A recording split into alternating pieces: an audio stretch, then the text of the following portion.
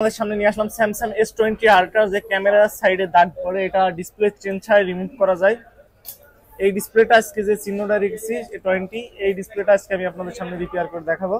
Display change ছাড়া 60 হার্টজে যেটা blink করে এখানে আর এক সাইডে আপনার কালারটা লিলসে হয়ে যায়, এখান থেকে দাগ পড়ে। এটা ডিসপ্লে চেঞ্জ ছাড়া রিপেয়ার করা সম্ভব।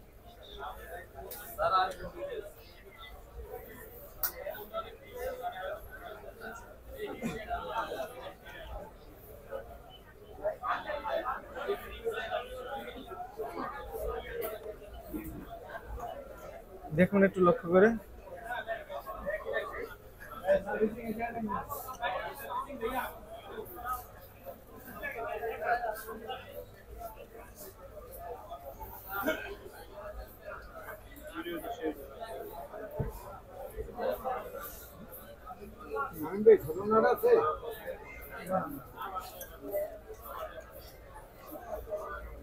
এই যে সিমটমটা দেখছেন, এটা ডিসপ্লে চেঞ্জ ছাড়া সম্ভব। যে আসুন এই যে সেম ডিসপ্লেটা যে সিগনেচার হলো, এই ডিসপ্লেটা কাজ করব, কাজ করার পর আপনাদের দেখাবো। আসুন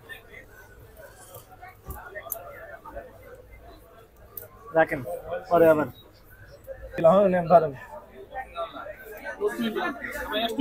আসসালামু আলাইকুম। যে S22 আলট্রাটা যেটা দেখিয়েছিলাম, এখান থেকে ক্যামেরা সাইডে দাগ ছিল, এই যে সিগনেচার আলা সেই ডিসপ্লে, সেম এই ডিসপ্লেটা আজকে আমরা ওকে করেছি। একটু লক্ষ্য রাখবেন, সেটটা অন হোক।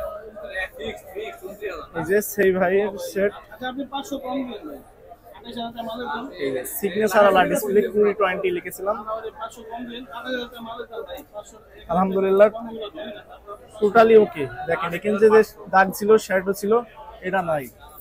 আপনারা যাদের S22 আলট্রা হোয়াইট স্ক্রিন এবং ক্যামেরায় কিন্তু দাগ লাইন ইস্যু আছে, আপডেট জনিত কারণে দুটো সমস্যা হয়, তারা আমাদের কাছ থেকে রিপেয়ার করাতে পারেন। Thank you.